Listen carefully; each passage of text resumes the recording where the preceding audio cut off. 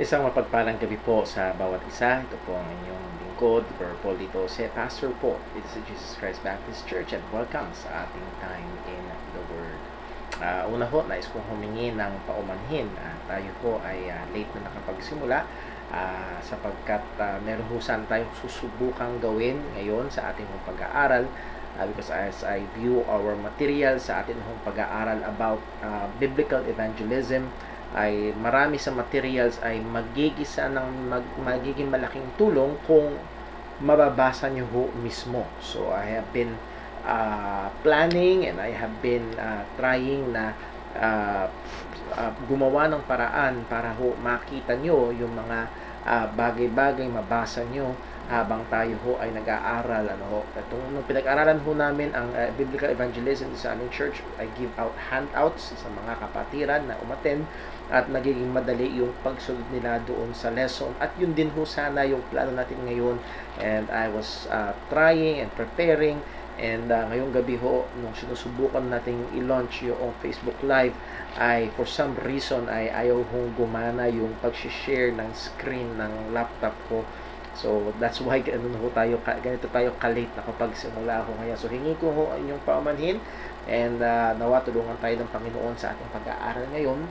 Nakaset up yung lesson na tila na para kayong merong handout. We'll be using PowerPoint presentation or slides, pero hindi ho yun mangyayari sapagkat for technical difficulties. Lord willing, so gamitin ho natin yun next time sa ating time in the Word.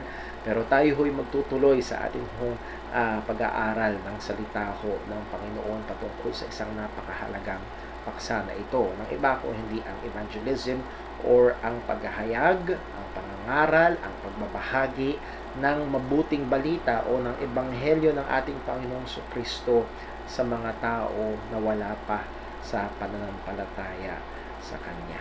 So bago ho tayo pumunta sa ating pag-aaral, ay ilan ho muna mga reminders mamaya ho sa atin pagkatapos ng ating time in the Word, 7:10 p.m. we will have our church prayer meeting. So ang ating mga kapatiran, and again, kung meron tayong mga kaibigan na gustong sumama sa ating prayer meeting, you are welcome. It will be through our Facebook group, not page, kundi sa group ng Jesus Christ Baptist Church of Santa Maria.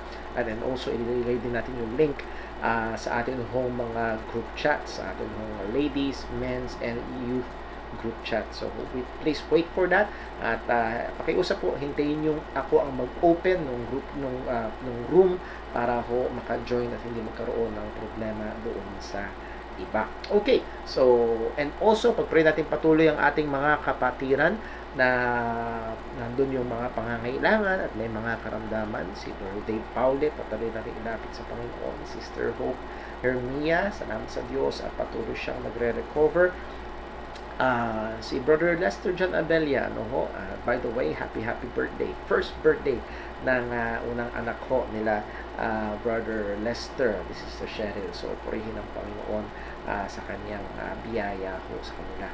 At nawa, ingatan ho ng Panginoon ang bata ko. Ito si Calvin ang pangalan ng kanilang anak. So, pagtuloy po pray din si Brother Lester at maging yung kanyang hinaharap ng mga radiation therapy. Also, radiation treatment. Also, pag-pray natin ang ating gawain sa Sunday. Nawa, magkasama-sama ho tayo. Again, encouragement natin kung kayo ay able at sa biyaya ng Panginoon ay sa restrictions ng gobyerno, you are allowed, we are under obligation to be here at church. So, kung ikaw ay Kristiyano, kaya mo, at nasa ilalim ng kapahintulatan ng gobyerno because of the present pandemic, and you are not here at church, nagkakaroon ng pagkukulang, nagkakaroon ng problema. By the way, ako'y napaalalahan ng mahina, hindi ko pala na-clip yung mic sa akin. Pasensya na ho. Okay. So, muli ho, I would like to encourage ang ating mga kapatiran, if you are able, and because of the present pandemic, sa restriction ng gobyerno, ikaw naman ay allowed, if you're a Christian, able and allowed, but you are not here, nagkukulang at nagkakasala ka sa Panginoon. So, would like to encourage ang ating mga kapatiran to be here at church. Kailangan natin ang pagtitipon-tipon, kailangan natin ang presensya ng mga mananampalataya. Okay, so that's how God designed our Christian life. So yun ho ang ating mga announcements. So pasensya na ho, ay late tayo nagsimula because of our technical difficulties. Ang sinabi ko nga kanina, supposed to be magkakaroon tayo ng mga slides na makikita nyo, mababasa nyo, and you'll be able to follow our lessons better. Pero hindi ho yun nangyayari ngayon sapagkat nagkaroon ng technical difficulties nga ho. Papatuloy tayo sa pag-aaral natin. Bago yun, manalangin po muna tayo. Let's pray. Panginoon naming Diyos, aming Ama sa langit, maraming salamat po sa kabutihan mo, sa katapatan mo. Salamat po, ikaw ang Diyos na soberano, may hawak sa amin, patuloy na kumikilos sa amin. At nalalaman namin ang lahat ay nangyayari sa ikabubuti ng mga nagmamahal sa iyo, ng mga tinawag mo. At lahat ay ginagawa mo, kinikilos mo sang ayon sa iyong mabuting kalooban. At Lord, tulungan mo kami magtiwala sa iyo. At tulungan mo kaming hanapin ng mabuti sang ayon sa iyong kalooban, hindi yung mabuti sang ayon sa aming pamantayan. Tulungan mo kami, Panginoon, na patuloy na lumalim pa sa pagkakilala sa iyo. At sa aming hong mga kapatiran, doon ang mga pangangailangan, Lord, lahat kami may kanya-kanyang kabigatang daladala, nawa masumpungan mo kami na sumusunod sa iyong kautusan na kami magpasanan ng kabigatan ng bawat isa. Kami magpanalanginan sa isa't isa. Kami magtulungan sa isa't isa at magmahalan. Lord, mahabag ka po sa aming mga kapatiran, doon ang mga pangangailangan. Lingapin mo po maging ang mga nangangailangan ng kagalingang pisikal. Sister Hope Hermia, Brother Lester Abelia, Brother Dave Paule, Lord, naalala namin sa mga kapatiran namin ito. And we praise you and we thank you sa pagkilos mo sa pamilya ni Sister Casey, nawa ay patuloy mo silang tulungan at ingatan. At Lord, mga kapatiran namin na apektado pa rin ng pandemyang ito sa iba't ibang paraan, nandun ang mga may pangangailangang pinansyal, nandun ang stress, nandun ang patong-patong na mga challenges, maging ang mga estudyante na nandoon ang challenge ng online learning, ng homeschooling, and so on, Lord. Tulungan mo po, O Diyos, na sa kabila ng mga kabisihang ito, sa kabila ng mga demanding ng mga bagay na ito, help us to still focus our eyes on you, still tumingin sa mga bagay na nasa itaas at hindi lamang sa mga bagay na nandito sa lupa. Tulungan mo kami, Panginoon, na patuloy nawa ang mga kahirapan, kabigatan, struggles, and challenges sa buhay na ito ay patuloy na magtulak sa amin na tumingin sa parating na pag-asa na meron kami. Ang buhay na walang hanggan, ang muling pagkabuhay kasama mo, yung pinaghanda sa aming lugar sa piling mo. O Panginoon, anong tamis, anong pag-asa ito na pinakamasaya at pinakamaganda at pinakamasarap sa mundong ito ay hindi man lang tutumba sa iyong mga inihanda sa mga nagmamahal sa iyo. O Panginoon, ikaw po nawang patuloy na tumabay sa amin, maging sa aming pag-aaral. Ikaw po nawang bigay ng liwanag, yung kami, Panginoon, ng gabay, at lalo't higit, hindi lamang po kaalaman, kung hindi kami maging tagatupad ng iyong mga salita. Lahat ng ito ay dalangin namin sa ngalan ng aming Panginoong Jesucristo. Amen. Okay, so sa atin ng pagsisimula, nais ko ho kayo ayahan sa tatlong portions ho ng salita ng Diyos. And again, we are studying about biblical evangelism. At isa ho na actually apat na portions sa salita ng Diyos. Puntahan muna natin yung atin hong tinignan at bineditate na talata last time sa atin home time in the Word. So last Wednesday, that will be on 1 Peter chapter 3. 1 Peter chapter 3, so buksan po natin. 1 Peter chapter 3. At ako ho ay na-update na, pasensya na ho. At nasabihan na mahina pa rin daw yung mikropono. Ayan, I hope na okay na. Unplug lang natin ulit yung ating mic, and I hope you can hear better. Pasensya na po. 1 Peter chapter 3. Ang sabi ho ng salita ng Diyos ay ito, verse number 15. At ang atin ho binigyang pansin na nakaraan, at we have said we're not be looking about techniques formulas, when we share the gospel, yung surefire na technique para ang tao ay makinig at manampalataya at tumanggap sa ating Panginoong Jesus. That is not our concern, and the Bible does not teach any. Walang tinuturong ganon ang salita ho ng Panginoon.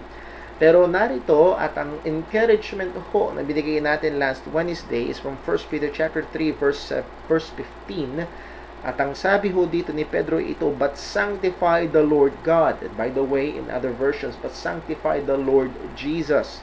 Because in some other Greek manuscripts is Kurios Christos, not Kurios Theos.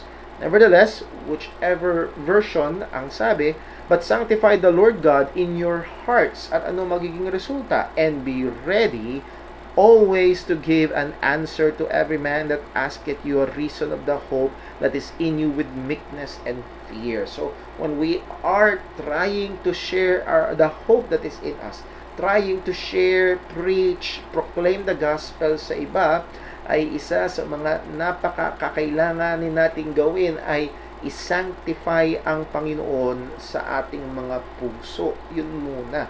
Ibig sabihin ng sanctify is to make holy. Ang ibig sabihin ng to make holy is to set apart. Ibukod tangi, ilagay sa pangunahin, ilagay sa prioridad muna ang Panginoon sa ating mga puso. At ang punto ng ating devotion last time is, whatever we treasure most in our hearts will automatically, naturally come out of our mouths. At yun yung sinabi ng Panginoon, for out of the abundance of the heart, the mouth speaketh. Kung ano yung pumupuno sa puso, lalabas yun sa bibig. At maraki ang, yes, pwede magkunwari ang tao, pero malaki ang malalaman natin sa kung anong laman ng puso ng tao, depende kung ano ang madalas, palagian na lumalabas sa kanyang bibig. At yun ang punto. Ang isang tao na punong-puno ang kanyang puso patungkol sa paboritong sports niya, lalabas yun sa mga taong nakakausap niya. Pag punong-puno siya, ang kanyang puso ay punong-puno ng patungkol sa paborito niyang programa sa telebisyon, paglapit na siguro sa mga ibang taong o mga kakilala niya, uy, napanood mo ba kagabi yung lumalabas agad sa bibig. At hindi niya kailangan ng seminar, hindi niya kailangan ng technique para gawin yun, pero dahil pinupuno yun ang pumuputo sa kanyang puso, lumalabas yun sa bibig. At sabi nga ho ng isang commentary or isang writer, it will be most eloquent when it is filling our hearts most. Magiging tayong eloquent, magiging tayong mahusay. Andun yung magiging kahit bulol-bulol, kahit utal-utal, pero nandun yung passion sapagkat ito ang pumupuno sa puso. And that is the challenge to all of us, to me and to you, to every believer, ay punuin ang ating puso, ilagay sa primary ang Panginoong Hesukristo, ang Ebanghelyo.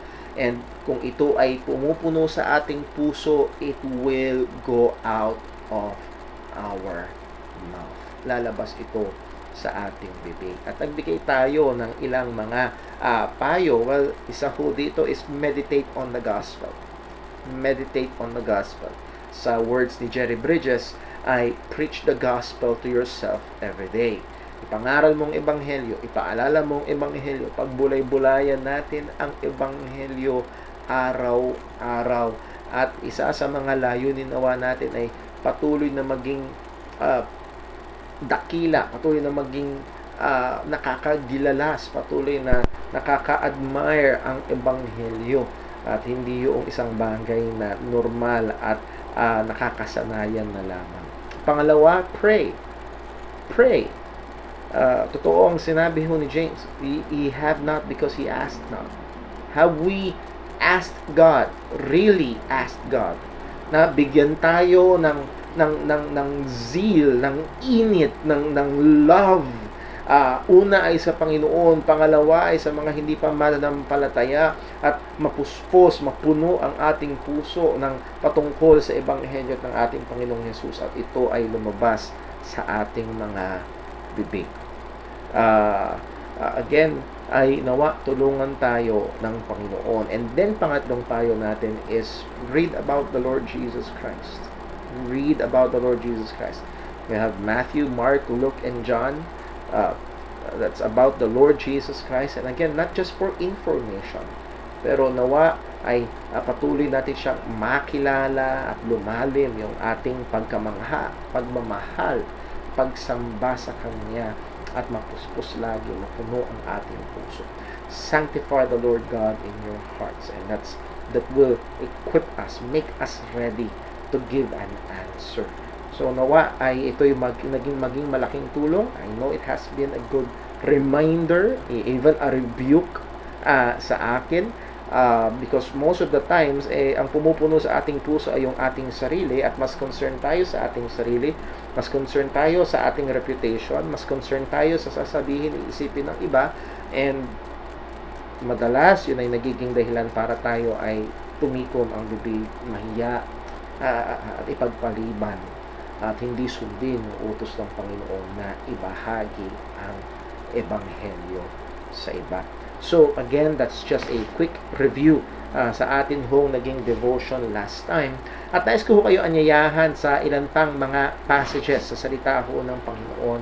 At these are familiar passages na may kinalaman sa paghahayag ng ebanghelyo. Siguro wala nang ibang pinakasikat pa kung hindi sa Matthew chapter 28. So if you have your Bibles with you, please open to Matthew chapter 28. Matthew chapter 28 and verse number 18. Again, as we look for Matthew 28, ay supposed to be ho sana ay makikita nyo itong verse na ito, naka-flash ho sa inyong mga screen, pero hindi ho yun nangyari because of technical problems. Matthew 28, verse number 18. So, wala na sa verse number 18. Ang sabi ho ito, and Jesus came and spake unto them, them are the disciples, saying, all power is given unto me in heaven and in earth. So, all power, all authority is given unto Jesus.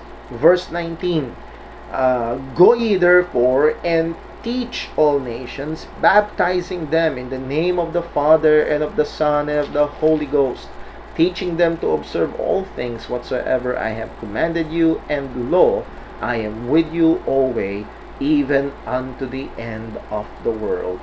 Amen. Actually, ang pinaka-command po dito ay iisa lang. Ano yung pinaka-command? Teach.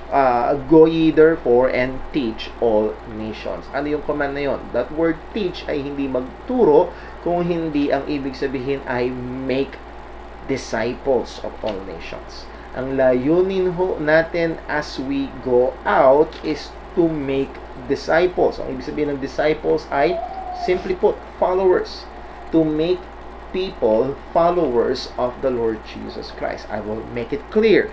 Ako ho ay isang pastor. Ako ho ay isang Baptist pastor by conviction. Ako'y Baptist sapagkat sa mga katotohanan ng salita ng Diyos. Hindi lang dahil ako binautismuhan ng no. Pero ang layunin ko ho ay hindi gawing Baptist ang mga tao. No, ang number one layunin ay gawing tagasunod ni Kristo ang mga mananampalataya. Maging tagasunod ni Jesus. At ang kauna-unahan doon ay kailangan munang sila ay manampalataya sa ebanghelyo ng ating Panginoong Hesukristo. It is evident, it is a clear implication itong verse na ito, sapagkat anong susunod? Baptizing them in the name of the Father. And that baptism is an identification, a public proclamation of one's personal faith in the Lord Jesus Christ. Kapag tunay na sumampalataya, ang utos ng Panginoon, sumunod sa tubig ng bautismo, at yun ang gagawin doon sa tagasunod ni Kristo, baptizing them. And then ang susunod is a lifelong discipleship, teaching them to observe all things whatsoever I have commanded you. So in this what is called the Great Commission, ang huling utos ng Panginoong Hesukristo sa kanyang iglesia bago siya umakyat sa langit, as we will see later sa Acts chapter 1, ay to go and make disciples. This is priority number 1. This is commandment number 1 in the mission of the church. Yes, we as Christians, number 1 command sa atin ng Panginoon is to love the Lord our God with all our hearts, with all our minds, with all our strength, and so on. Nevertheless, our mission, number 1 mission ng church, ng mga mananampalataya, is to go and make disciples. At bahagi at very vital part nito is evangelism. The preaching, the sharing, the communication of the gospel. Ang pag-communicate, ang pagbabahagi sa iba, pag sa nauunawaan, malinaw na paraan, pagbabahagi ng ebanghelyo ni Kristo sa iba. As we have said sa Acts chapter 1 verse 8, bago umalis ang ating Panginoong Hesus at siya'y umakyat na sa langit, ang sabi niya sa kanyang mga alagad, ang sabi ng ating Panginoong Hesus, Acts chapter 1 verse 8, "But ye shall receive power after that the Holy Ghost is come upon you, and ye shall be witnesses unto me, both in Jerusalem, and in all Judea, and in Samaria, and unto the uttermost part of the earth." Hindi ko lang mapigilan lagi na i-point out dito sa sinabi ng ating Panginoong Hesus. Ang sabi niya, "And ye shall be witnesses unto me." Question, sino yung pronoun na me? Well, that is none other than the Lord Jesus Christ. So, the believers, the Christians, the disciples of our Lord Jesus Christ are Jesus witnesses. Jesus witnesses. At kayo na ho ang bahalang kung ano yung ibig sabihin ko doon. Pero ang mga tunay na mananampalataya ay saksi ni Kristo. Saksi ni Jesus. Pero nandito pa rin ang punto ng sabi ng salita ng Diyos, yung pinangako ng Panginoong Jesus na pag siya'y umalis, darating ang isa pang mang-aaliw, another comforter, which is the Holy Ghost. Ang sabi ni Jesus, pag dumating ang Holy Ghost, ye shall receive power. And what is that power for? To be witnesses. So the point is this, we as believers are witnesses of Christ. Tayo ay sumasaksi.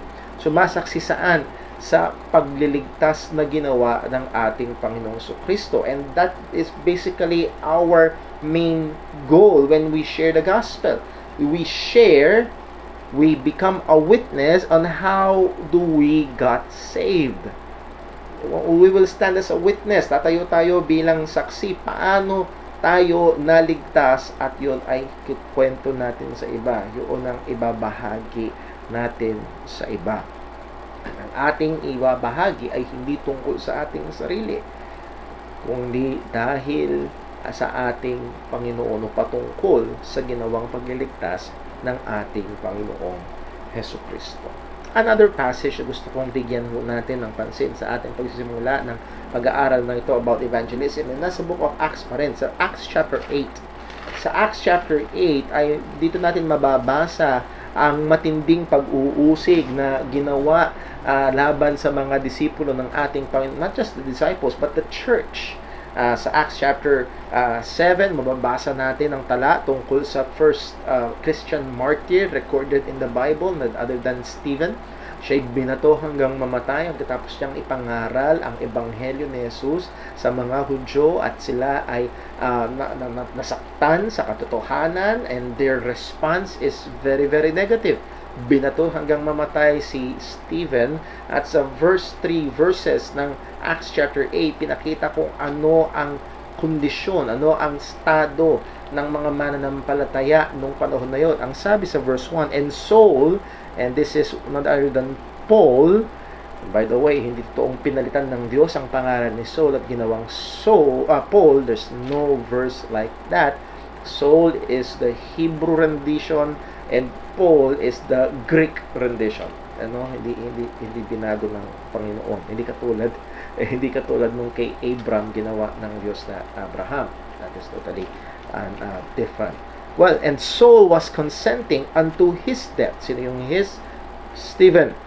And at that time, there was a great persecution against the church which was at Jerusalem, and they were all scattered abroad throughout the regions of Judea and Samaria, except the apostles. Wow. At kung ililink natin, kung napansin doon sa sinabi sa Acts chapter 1 verse 8, and you shall be witnesses unto me. Where? In Jerusalem, in Judea, and unto Samaria. Nakikita natin dito yung church ay nahandun lang sa Jerusalem, and because of persecution, God providentially used this persecution for the believers to scatter, and with the scattering of the believers, ano nangyari?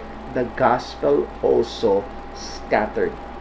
Kumalat ang ebanghelyo sa ibang mga lugar. Verse 2, anong sabi? And devout men carried Stephen to his burial and made great lamentation over him.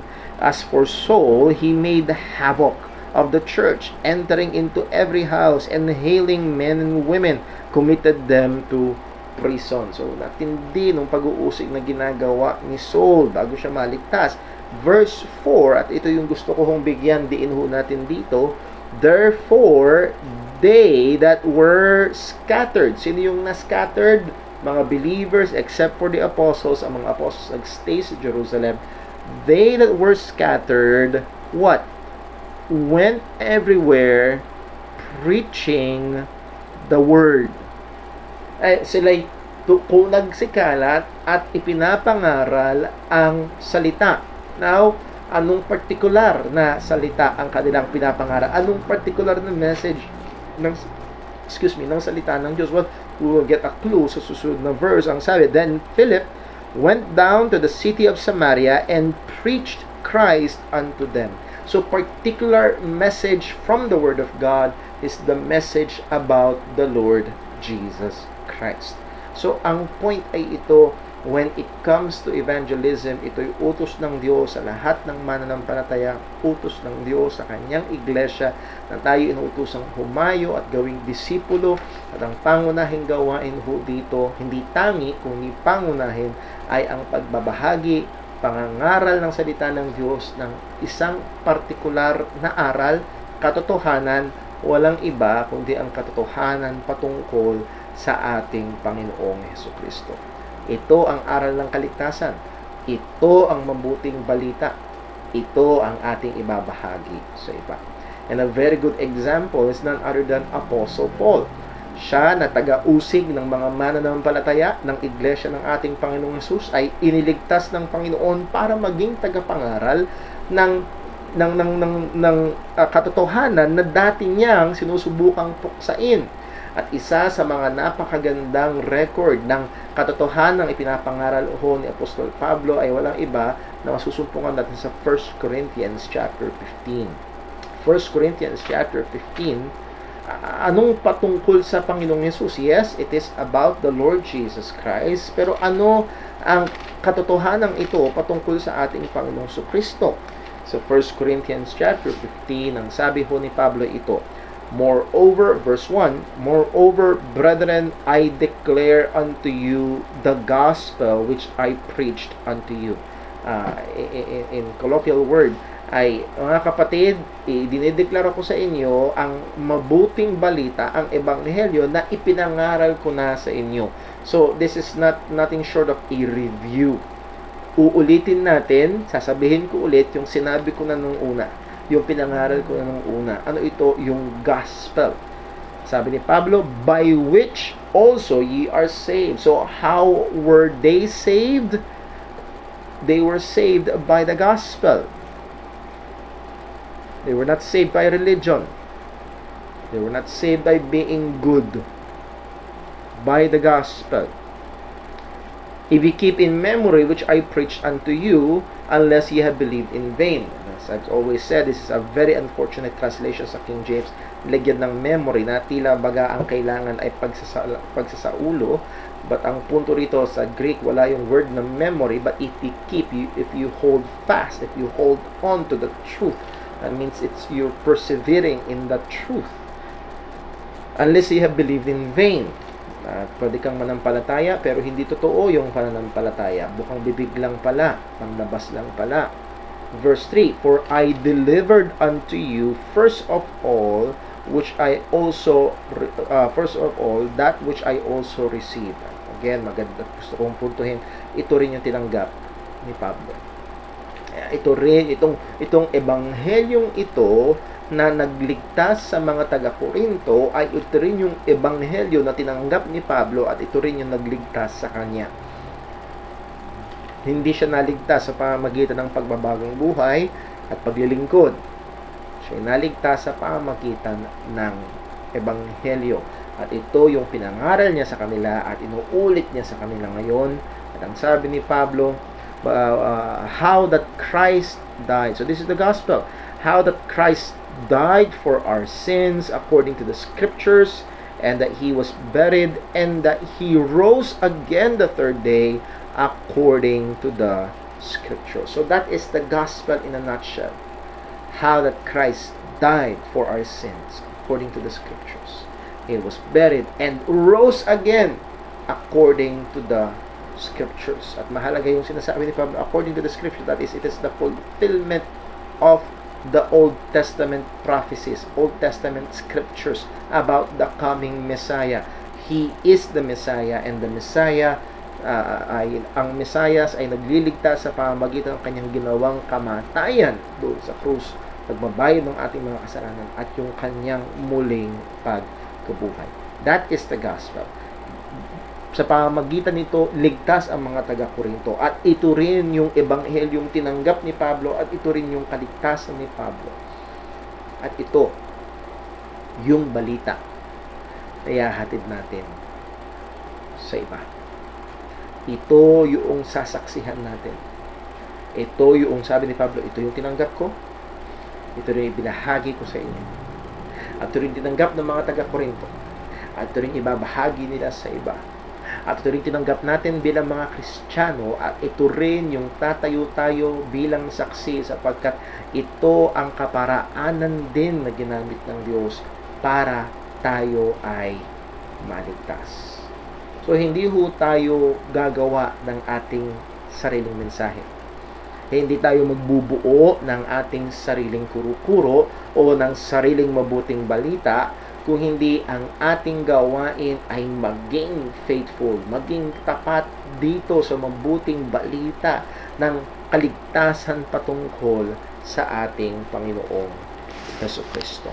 Well, I was supposed to read some quotations about soul winning. And ang goal ho nito ay again, ang Diyos ay gumamit ng ilang mga tao to encourage so eloquently sa magandang mga salita ay sa mahusay at mabigat at klarong salita ginamit sila ng Diyos para hamunin ang marami sa pangangaral ng Ebanghelyo. At gusto ko rin ho sana na mabasa natin yun. Pero yung iba ay masyadong mahaba. Hayaan nyo na lang hong basahin ko ang ilan. Una ay yung sinabi ni Charles Spurgeon, the Prince of Preachers. Tinagurian the Prince of Preachers noong 1800s. Ang sabi ni Charles Spurgeon sa kanyang libro na The Soul Winner, and by the way, kung kayo ho pala ay pagkakaroon ng pagkakataon maka-encounter ng book na The Soul Winner, Charles Spurgeon, a very good book, highly recommended. But be prepared na mahamon, ma-rebuke. Pero ang sabi ni Spurgeon na ito, soul winning is the chief business of the Christian minister. Indeed, it should be the main pursuit of every true believer. We should each say with Simon Peter, I go a-fishing. And with Paul, our aim should be that I might by all means save some. And I really, really love this quote sapagkat binigyan diin ni Charles Spurgeon yung katotohanan na sabi niya, this is the chief business, pangunahing gawain ng Christian minister, ng pastor na katulad ko. Kung meron mga tayo pa manggagawa nakikinig ngayon, this is our chief business. Ang pangunahing gawain ng pastor ay hindi magpadami ng offering, hindi magpaganda ng building. And there, again, hindi ko sinasabing walang katuturan yun. There are needs for that, pero ang pangunahin is the winning of souls. Pero hindi lang yun. Ang sabi ni Spurgeon, which is very, very true, it should be the main pursuit of every true believer. Hindi lang ang pastor, kung hindi ang bawat totoong Kristiyano. So let me ask this question. Is this our pursuit? Is this our main pursuit? Baka mamaya ay meron ho tayong mga kapatiran na ang iniisip ko, hindi naman kasi ako pastor, di ba ako tinawag maging missionary, hindi naman ako tinawag maging evangelist. I'm just a normal Christian, a nominal member. But still, it should be our main pursuit. Yung atin ho mga binasang talata sa Matthew 28, sa Acts chapter 1, ay hindi lamang limitado sa mga disipulo, hindi lamang limitado sa mga pastor, kundi lahat ng Kristiyano ay inatangan ng Panginoon, lalo na sa Acts chapter 1 verse 8, but ye shall receive the power after that the Holy Ghost is upon you. And every Christian is indwelt by the Holy Ghost, and we are and should be witnessing about the Lord Jesus Christ. Lahat ng Kristiyano, hindi lamang ang pastor. This should be our chief business. Now, I'm not saying na iwan mo yung trabaho mo, iwan mo yung kumpanya nyo, iwan mo yung business mo, iwan mo yung pag-aaral mo at mag-soul winning ka na ng araw-araw. No. Kung hindi ka tinawag ng Panginoon sa buhay ng paglilingkod na kagaya ng sa akin ng pagpapastor, don't do that. Kung tinawag ka ng Panginoon na magtrabaho, nilagay ka ng Diyos sa mag-business, keep on doing that. But as we do this, as we live here on earth, we should make it our chief business to evangelize. Habang ginagawa natin ang mga bagay-bagay na ito. If you're a Christian businessman, be a Christian soul-winning businessman. If you are a Christian teacher, be a soul-winning Christian teacher. If you are a student, be a Christian student. Be a soul-winning Christian student. That is the point. That is the point. Lahat tayo ay nangangailangan na magbahagi ng ebanghelyo sa iba. Sabi ni Errol Hulse sa kanyang libro, Does Your Church Buzz with Evangelism? And with the very question, does your local church buzz with evangelistic zeal?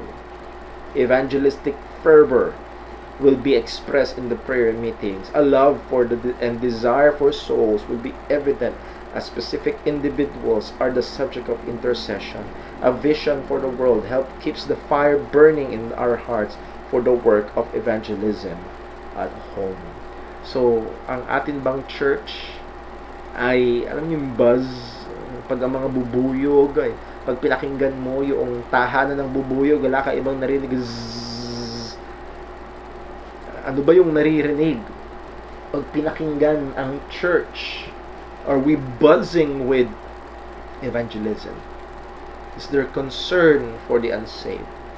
And praise God, again, hindi ito gawa ng pastor, hindi ito dahil sa kanino mang tao, kundi ito ay nilagay ng Diyos sa puso ng mga mananampalataya.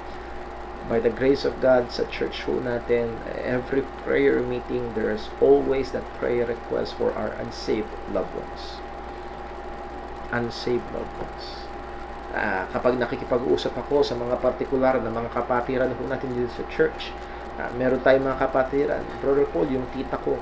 Brother Paul, yung nanay ko. Brother Paul, yung tatay ko. Brother Paul, pakipag-pray mo po yung pinsan ko. Brother Paul, pakipag-pray niyo po yung kapatid ko. Yung mga kapatid ko, particular individuals, desire for them to be saved. And I praise God na doon yung katotohanan, yung pagnanasa na yun. Isa ho sa mga didiinan ho natin ngayon, and I've been hearing it over and over, and salamat sa Diyos na narinig yun, sapagkat in the majority of my Christian life, lalo na yung panahon ko sa ministry, mula pa nung ako young people, sa ilang mga churches na napuntahan ko, na nagtagal ako doon ng ilang taon, kung di man halos wala, napakadalang na bigyang diin yung kaligtasan ng mga bata, ng mga anak. Pero sa biyaya ng Panginoon, sa church po natin, there's always that desire, prayer request, yung anak po namin, yung mga anak namin, hindi pa mananampalataya. And that is a good indication or indicator na yes, by the grace of God, in our church, at nawa, wag itong magpalaki ng ulo natin, magpayabang sa atin, at wag daw itong iisip, okay na pala so, no, it should push us more. It is buzzing with evangelism, and we need more. Meron pang mga bubuyog na tahimik sa church.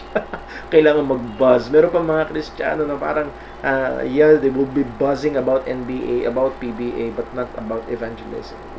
We need more. Kailangan po natin.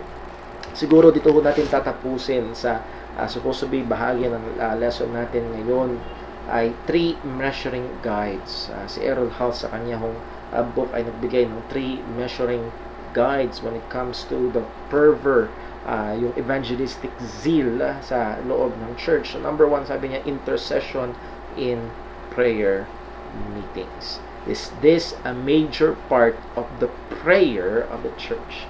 Ito ba ay major sa pananalangin ng iglesia? Ito ba'y pinapanalangin ng mga mananampalataya? Corporate man or individual? And by the grace of God, as we have said before, nakikita natin yan dito sa ating church. And alam ko po, meron na tayong mga kapatiran, kaibigan na nanonood sa ating Time in the Word na maaaring you're a member of a different church. Again, that's a good encouragement, a good question. Is your church buzzing with evangelistic zeal? Naririnig ba ito? Nagbabuzz sa maraming mga bagay pero wala yung pagnanasa na makita ang kaligtasan ng iba. And this should be a major part of the prayer of the church. Why? Because it is commanded.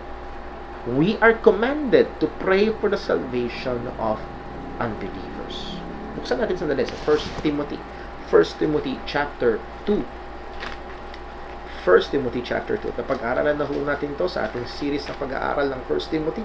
1 Timothy chapter 2. At basahin natin sa verse number 1. 1 Timothy chapter 2 verse 1. I exhort therefore that first of all supplications, prayers, intercessions, and giving of thanks be made for all men. So dito patong-patong yung ginamit na terms ni Pablo about prayer. Sabi niya, prayers, supplications, intercessions, and giving of thanks be made for not just the brethren, not just our families, at not just for ourselves. At madalas, kung papasin natin yung ating mga prayers, madalas patungkol sa ating sarili, sa ating pamilya, sa ating church. Pero ang sabi dito, for all men. Bigyan niyo ng ilang particularities. Verse 2, for kings and for all that are in authority, yung mga nasa nanunungkulan. And sa atin sa Pilipinas, we don't have a king, we have a president. We may lead a quiet and peaceable life in all godliness and honesty, for this is good and acceptable in the sight of God our Savior. Verse 4, who will, and that word will ay hindi yun yung gagawin niya, kundi ito yung nasa niya. Okay? This is the God's will of desire.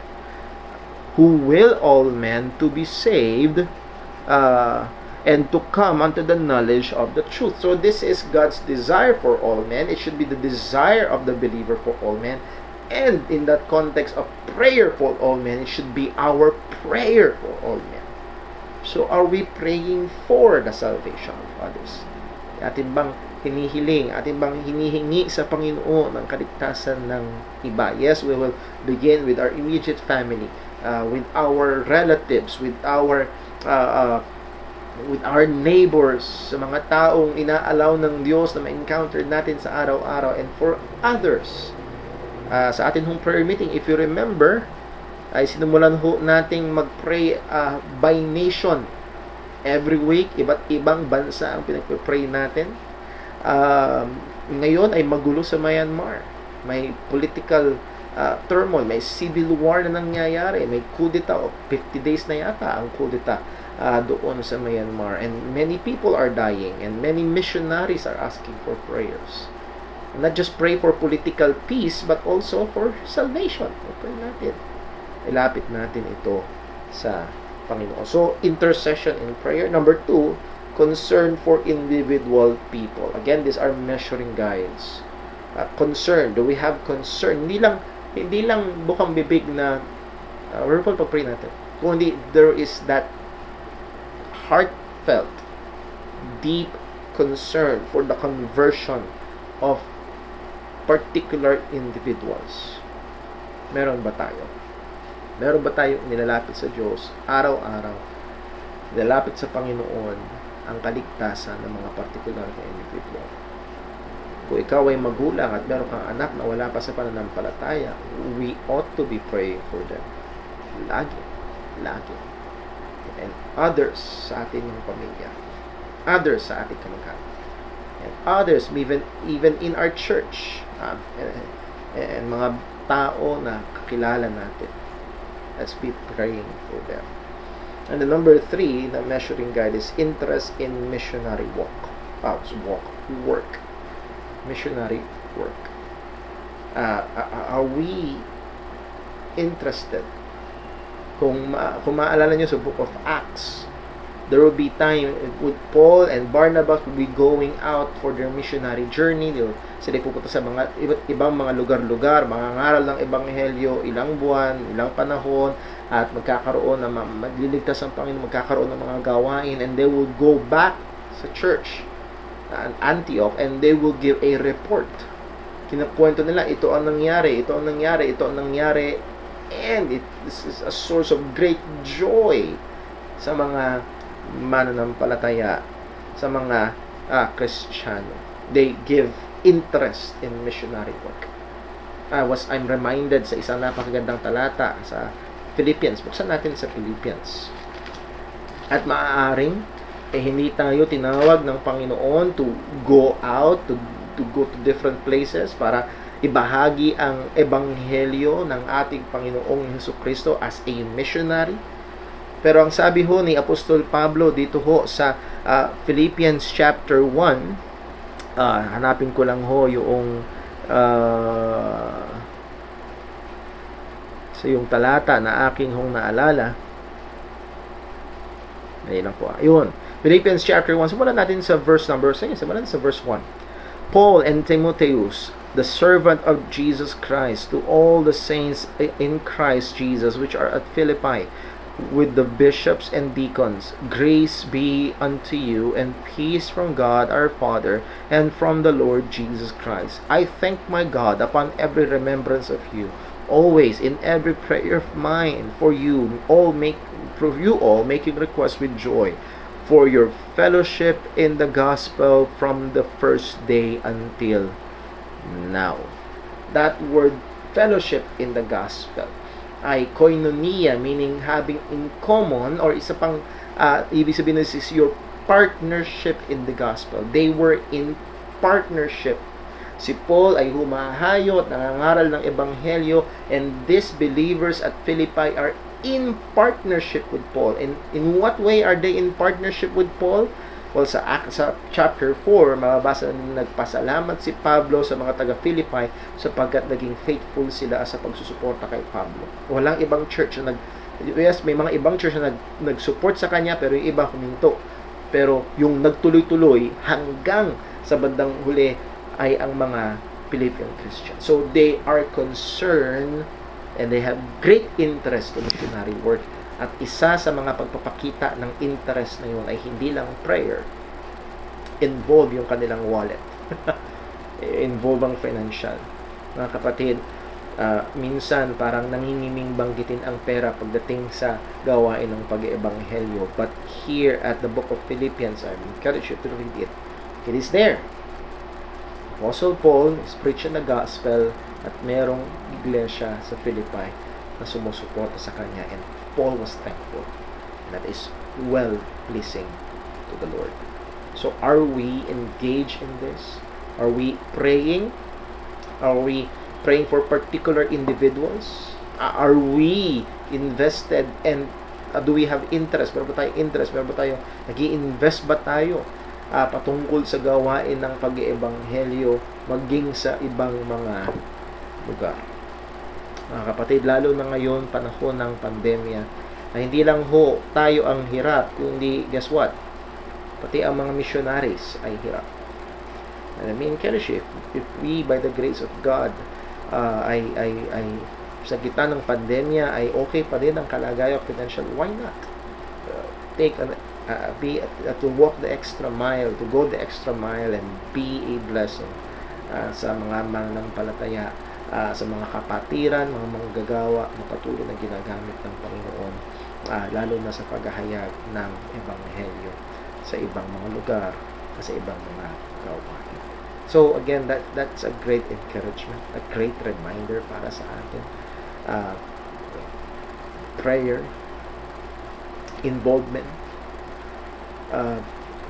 nahandun yung ating pagdanasa na maihayag talaga ang Ebanghelyo ni Kristo sa iba. At sa mga susunod natin pag-aaral, tignan natin yung ating personal naman na pagbabahagi. Alamin natin ito, tignan natin yung mga detalye nito sa salita ng Panginoon, kung paano ito ginawa ng mga unang mananampalataya. Ay susubukan natin tignan sa ngayon salita ng Diyos ay yung mga kasalukuyang gawain ng pag-iebanghelyo sa panahon natin ngayon. Are they biblical? What should we be looking out for? Ano yung dapat nating bantayan? Ano yung mga dapat nating gayahin? Ano yung mga dapat nating maaaring kailangan itigil o itama? So, again, all based in the Word of God. Nawa, patuloy tayong hamunin. Patuloy tayong itulak ng Panginoon sa mas mainit pa na gawain ng paghahayag ng Ebanghelyo sa iba. Isa sa mga dapat nating laging ginagawa ay ipanalangin ang gawain ito. Let's pray.